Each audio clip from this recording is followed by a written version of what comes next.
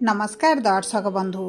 जदि आपणकर सिंह राशि तेबे रही जातु निजर 10 मिनिट समय आपण निज पाई दियंतु एवं एही भयंकर चंद्रग्रहणर प्रभाव आपणक उपरे केमिति रहिबो सेही विषय रे जानतु।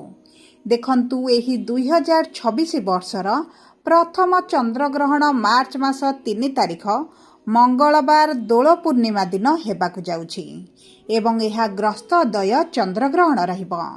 किंतु चंद्रग्रहण एही वर्ष राति रे न होई दिन रे हेबा पई जाउछि, जहा बहुत विरल चंद्रग्रहण अटे एवं दीर्घ 139 वर्ष परे एही जागतिक दृश्य आपनकु देखिबाकु मिलिबो एवं यह घटित हेबाकु जाउछि दिबा 3 घटिका 20 मिनिट रु आरंभ होई संध्या 6 घटिका 46 मिनिट पर्यंत रहिबो एवं एही विरल बा भयंकर चंद्रग्रहण बहुत अधिक शुभदायक रहिबो 12टी राशि मध्यरु 6 गोटी भाग्यशाली राशिंक पई एवं अन्य 6 गोटी राशिर व्यक्तिविशेषଙ୍କ जीवन रे बहुत अधिक खराब प्रभाव पकाइबा पई जाउछि। किंतु आपणक राशि भाग्यशाली राशि मध्यरे जाउछि किंबा अन्य 6टी राशि मध्यरे जाउछि जो मानकर भाग्य दुर्भाग्य रे परिणत हेबा पई जाउछि।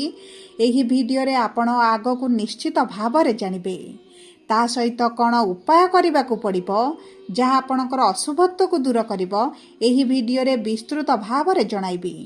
सेथिपाई आपण आम सह वीडियोर शेष पर्यंत जोड़ी होई रुहंतु। एबे आसंतु विलंब न करी कार्यक्रमटी को आगकु बढ़ाइबा।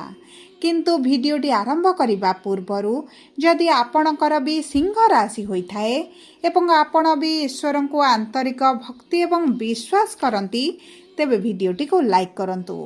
कमेंट बॉक्स रे जय जगन्नाथ जय माँ लक्ष्मी अवश्य लिखि दियंतु। ता सहित आम सह जोगाजोग करिबा पई वीडियोर मध्य भाग रे एक व्हाट्सएप नंबर टिए दिया जाइछि जो नंबर साहाय्य रे आपण आम सह जोगाजोग करी निजर नूतन कुंडली प्रस्तुत करि परिबे, कुंडली विश्लेषण कराई परिबे किंबा आपणकर चाकरी विवाह व्यवसाय प्रेम संपर्क शिक्षा स्वास्थ्य को नहीं किछि समस्या रहिछि ताहार सहजरे एवं स्वल्प मूल्य रे समाधान करि परिबे। सेतिपाई आपण आम सह वीडियोर शेष पर्यंत जोड़ी होई रुहंतु एवं व्हाट्सएप नंबर माध्यम रे आम सह जोगाजोग करंतु एवं खूब कम मूल्य रे आपणक समस्यार समाधान करंतु। एबे आसंतु कार्यक्रमटी को आगकु बढ़ाइबा एवं जानिबा समस्त सिंह राशिर व्यक्ति विशेषଙ୍କ जीवन रे एही भयंकर चंद्रग्रहणर प्रभाव केउ क्षेत्र गुडी को विशेष भाव रे प्रभावित करिवो।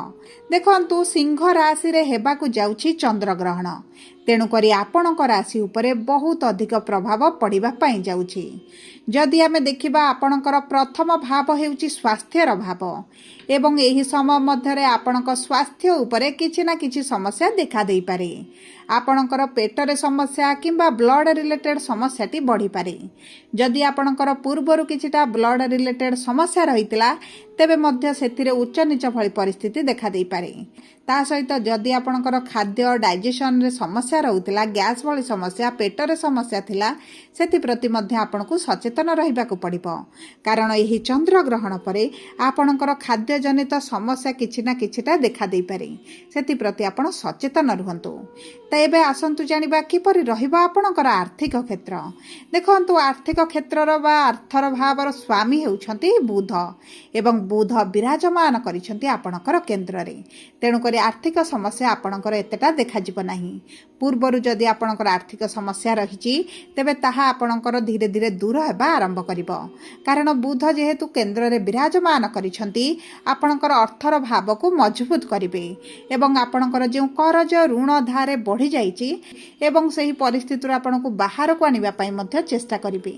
एवं देखंतु शुक्र शनि जेहेतु अष्टम भाव रे अछंती आपणको कोनोसे ना कोनोसी सूत्ररु अर्थ प्राप्ति हेबो एवं अचानक धन लाभ होई पारे। जदि आपणकर अर्थ को केंद्र करी किछिटा समस्या रे पडिचंती सेथुरु मध्य बाहरी पारंती किंबा आपणकर जदि अर्थ को केंद्र करी किछिटा कार्य अधारे रही जाइछि तेबे ताहा मध्य आपणकर पूर्ण होई जिवो। एबे आसंतु जानिबा आपणकर कर्म क्षेत्र किभଳି रहिबो। देखंतु कर्मर भावर स्वामी शुक्र आपणकर अष्टम भाव रे विराजमान करिसंती, किंतु एही चंद्र ग्रहण परे शुक्र आपणक भाग्यर भाव को गोचर करिवे। ତେଣୁକରି ଭାଗ୍ୟ ଦେବ ଆପଣଙ୍କର ସାଥ।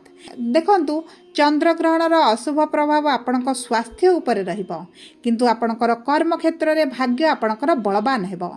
ଆପଣ ଏହି ସମୟ ମଧ୍ୟରେ ଯଦି ନୂତନ ଚାକିରିର ସନ୍ଧାନରେ ଅଛନ୍ତି, ତେବେ ଆପଣଙ୍କୁ ଚାକିରି ପ୍ରାପ୍ତ ହୋଇପାରେ। ତାହା ସହିତ ଯଦି ଆପଣ ନୂତନ ବ୍ୟବସାୟ ଆରମ୍ଭ କରିବା ପାଇଁ ଚାହୁଁଛନ୍ତି କିମ୍ବା ଆପଣଙ୍କର ବ୍ୟବସାୟ କିଛି ପେଣ୍ଡିଂ ରହିଛି, ଅଧାରେ ଅଟକି ଯାଇଛି, ଅଧାରେ ଛାଡ଼ି ଦେଇଛନ୍ତି, ତେବେ ମଧ୍ୟ ସେହି କାର୍ଯ୍ୟଗୁଡ଼ିକୁ ଆପଣ ପୂରଣ କରିବେ। ତାହା ସହିତ ଆପଣଙ୍କ ଚାକିରି କ୍ଷେତ୍ରରେ ମଧ୍ୟ ବଡ଼ ପରିବର୍ତ୍ତନ ଆସିବ। କିନ୍ତୁ ସୂର୍ଯ୍ୟ ମଙ୍ଗଳଙ୍କର ଦୃଷ୍ଟି ଯେହେତୁ ପ୍ରଥମ ଭାବକୁ ରହୁଛି, ଆପଣଙ୍କ ବାଣୀ ଉପରେ ଆପଣଙ୍କୁ କଣ୍ଟ୍ରୋଲ ଆଣିବାକୁ ପଡ଼ିବ। ଯଦି ଆପଣଙ୍କ ବାଣୀରେ ମଧୁରତା ଆଣିବେ ଏବଂ ଯେତିକି ଆବଶ୍ୟକ ସେତିକି ଆପଣ କଥା କହିବେ, ତେବେ ଆପଣଙ୍କ କର୍ମକ୍ଷେତ୍ରରେ ବହୁତ ସହଜରେ ଆପଣଙ୍କ କାର୍ଯ୍ୟଗୁଡ଼ିକୁ ଆପଣ ହାସଲ କରିବେ। ଆପଣଙ୍କର କାମକୁ ପ୍ରଶଂସିତ କରାଯିବ। ନୂତନ କାର୍ଯ୍ୟର ଭାର ଆପଣଙ୍କୁ ମିଳିପାରେ। ଦେଖନ୍ତୁ, ଆପଣଙ୍କର ପରିଶ୍ରମ ବଢ଼ିବା ସହିତ ମାନ ସମ୍ମାନ ମଧ୍ୟ ବୃଦ୍ଧି ଘଟିବ। ବହୁତ ବଡ଼ ଲୋକଙ୍କ ସହିତ ଯୋଗାଯୋଗ ବୃଦ୍ଧି ଘଟିବ। ଯଦି ଆପଣଙ୍କର କିଛି କୋର୍ଟ କଚେରୀ ପୋଲିସ କେସ୍ରେ ଆପଣ ଫସି ଯାଇଛନ୍ତି, ସେଥିରୁ ମଧ୍ୟ ଆପଣ ବାହାରକୁ ଆସିବେ। ଏବଂ ଯଦି ଆପଣଙ୍କର କିଛି ପୈତୃକ ସମ୍ପତ୍ତିକୁ ନେଇ ବିବାଦ ଚାଲି ଏବଂ ସେହି ସମସ୍ୟାରେ ଆପଣ ବହୁତ ଅଧିକ ଚିନ୍ତିତ ରହିଛନ୍ତି, ତେବେ ମଧ୍ୟ ଆପଣ ସେଥିରୁ କୌଣସି ନା କୌଣସି ଉପାୟରେ ମୁକୁଳିବା ଆରମ୍ଭ କରିବେ। ଏବେ ଆସନ୍ତୁ ଜାଣିବା କିପରି ରହିବ ଆପଣଙ୍କର ଶିକ୍ଷା, ପ୍ରେମ ସମ୍ପର୍କ ଏବଂ ସନ୍ତାନର ଯୁଗ।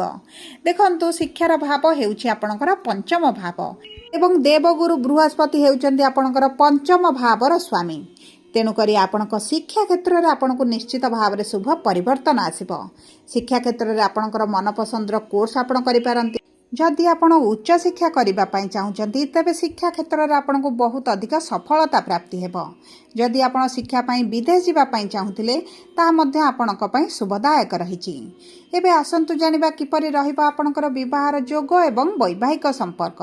ଦେଖନ୍ତୁ, ଯେଉଁମାନେ ପ୍ରେମ ସମ୍ପର୍କରେ ଅଛନ୍ତି, ପ୍ରେମ ବିବାହ କରିବା ପାଇଁ ଚାହୁଁଛନ୍ତି, ସେମାନଙ୍କ ପାଇଁ ଉତ୍ତମ ରହିଛି। କିନ୍ତୁ ଯେଉଁମାନେ ବିବାହର ଅପେକ୍ଷାରେ ରହିଛନ୍ତି, ମନପସନ୍ଦର ପ୍ରସ୍ତାବ ଆସୁନଥିଲା, ତେବେ ଆପଣଙ୍କର ବିବାହର ବହୁତ ଭଲ ଯୋଗ ବନୁଛି। କିନ୍ତୁ ବୈବାହିକ ସମ୍ପର୍କରେ କିଛିଟା ଉଚ୍ଚ ନିଚ ଭଳି ପରିସ୍ଥିତି ଦେଖାଦେଇପାରେ। ସେଥିପ୍ରତି ଆପଣଙ୍କୁ ଟିକେ ଧ୍ୟାନ ଦେବାକୁ ପଡ଼ିବ। କିନ୍ତୁ ଯଦି ଆପଣ ଦ୍ୱିତୀୟ ବିବାହ କରିବା ପାଇଁ ଚାହୁଁଛନ୍ତି, ତେବେ ଉତ୍ତମ ସମୟ ଆପଣଙ୍କ ପାଇଁ ରହିଛି। ଯଦି ଆପଣ ପାର୍ଟନରସିପ୍ରେ କିଛି କାର୍ଯ୍ୟ ଆରମ୍ଭ କରିବା ପାଇଁ ଚାହୁଁଛନ୍ତି, ତେବେ ଆପଣଙ୍କୁ ଅତି ଉତ୍ତମ ଫଳ ପ୍ରାପ୍ତ ହେବ। କିମ୍ବା ଆପଣଙ୍କର ଯଦି ଦୈନନ୍ଦିନ ରୋଜଗାର ରହିଛି, ଡେଲି ଇନକମ୍ କରୁଛନ୍ତି, ତେବେ ସେଥିରେ ଆପଣଙ୍କର ବଢ଼ୋତରୀ ଦେଖିବେ। ଏବେ ଆସନ୍ତୁ ଜାଣିବା କିପରି ରହିବ ଆପଣଙ୍କର ଭାଗ୍ୟ। ଦେଖନ୍ତୁ, ଆପଣଙ୍କର ଭାଗ୍ୟାଧିପତି ହେଉଛନ୍ତି ମଙ୍ଗଳ ଏବଂ ଏହି ବର୍ଷ ନୂତନ ପାଞ୍ଜି ଅନୁସାରେ ମଙ୍ଗଳ ହେଉଛନ୍ତି ଆପଣଙ୍କର ସେନାପତି। ତେଣୁକରି ଆପଣଙ୍କର ଭାଗ୍ୟ ଦେବ ଆପଣଙ୍କର ସାଥ। ଏହି ମାର୍ଚ୍ଚ ମାସ ପରେ ଆପଣଙ୍କ ଭାଗ୍ୟରେ ନିଶ୍ଚିତ ଭାବରେ ବଡ଼ ପରିବର୍ତ୍ତନ ଆସିବ। ଆପଣଙ୍କ ଜୀବନରେ ଶୁଭ ପରିବର୍ତ୍ତନ ଆସିବା ଆପଣ ନିଶ୍ଚିତ ଭାବରେ ଅନୁଭବ କରିବେ।